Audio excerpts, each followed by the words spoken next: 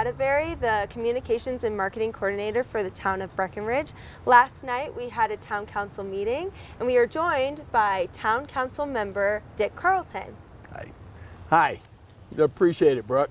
Yeah, thank you for coming out. Oh, you bet. So we had a lot of things go on in our meeting last night.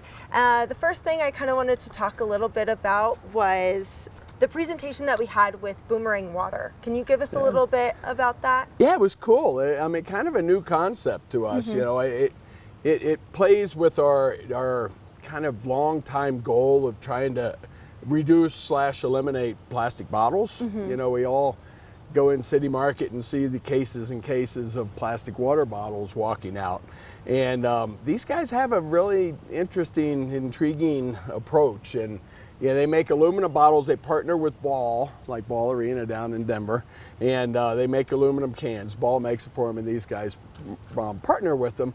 And they create wash and fill stations for these things locally. So they're refillable bottles, reusable bottles, aluminum bottles, and so you get them and you return them, and they wash them and fill them and right back out locally. So the carbon footprint on it is really good. Awesome, that sounds great. I'm excited to see what happens with that one. We also talked a lot about a couple different ordinances that have to do with the new pay-as-you-throw. So I was hoping that you could tease us with that because it is in the early stages. Sure. No, this is exciting, and this has been a long time in the works. This is a proven program nationwide. It's also a proven program in other resort communities like our own around the mountains of Colorado. I know Aspen's seen a tremendous amount of success with it. Over in Eagle County, they've had a ton of success with it, and so we are trying to increase our solid waste recycling materials collection. And you know, we have really dismal rates right now, and so there's a lot of room for improvement. We're also trying to reduce the solid waste going to the landfill because we have a very limited, the clock is ticking and it's speeding up for when that landfill is going to be full. So this is a volume-based program where, you know, conceptually it is you have 3 size trash receptacles and you pay according to how much trash you have. So the largest is 160% or more of the smallest. In the middle is 80% or more of the smallest. So very intriguing. I'm very excited. It's going to roll out fairly slowly, and it also requires commercial recycling and requires the haulers to accommodate that. So we passed it on first reading, so it's coming, and I'm excited. Yeah, I'm excited too. And we had a large audience for that one. Yeah, we did. Yeah, the t-shirts were out, and it was impressive. Lots of green in the audience. Yes, it was great. Yeah.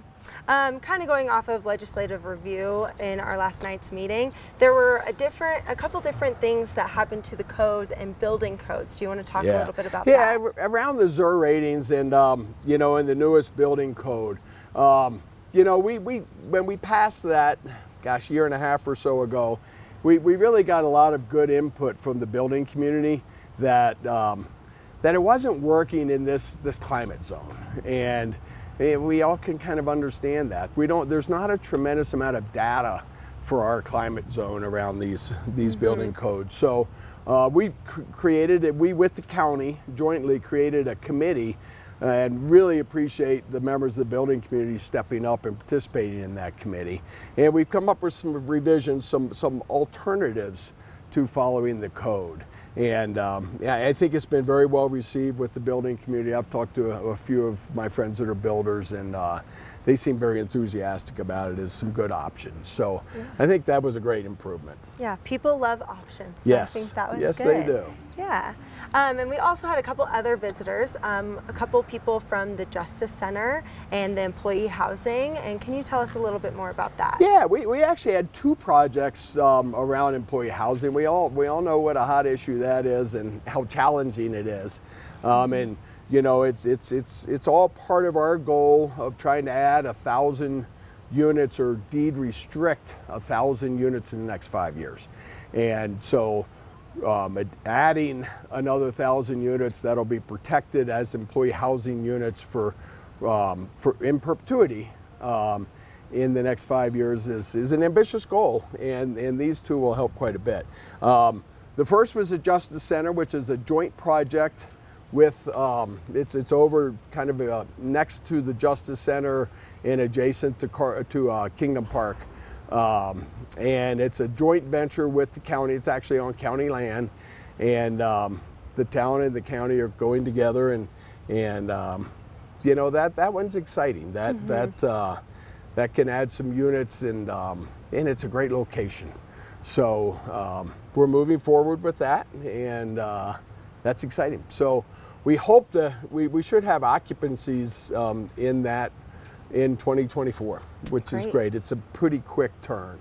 So we also talked about Entrada, the developers, the BGV guys, and it's fun to see Mike's son, Sam, present. So we're seeing the next generation, which is awesome. And we went through some items with those guys on that, and it felt like we're moving that forward. That looks to be about 66 units, and it's going to be kind of across street from the 7-Eleven. It involves an annexation because currently it's in the county, and then a development agreement to make it work, help it work for them. And we had some good discussions on that. So I'm excited to see that move forward as well. Yeah. We love to see more employee housing. So absolutely. Exciting. And then lastly, we talked a little bit more about the Sustainable Breck Plan update. What can you tell us about that one? Yeah, there was a public forum earlier this week on that. You know, these consultants that are helping us with this plan, you know, it's kind of a roadmap for us around sustainability, and these guys are awesome, and they are doing monthly updates with us. So this was another update, and reflecting some of the input they got in the public forum. They have a survey out, and that's open till August 8th, and you're going to give them the where you can find that online.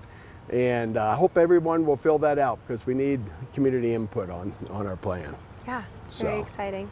Well, thank you so much for your time, and thank you for coming out and updating everyone. Absolutely. Well, thanks, Brooke. I really appreciate it. Yeah.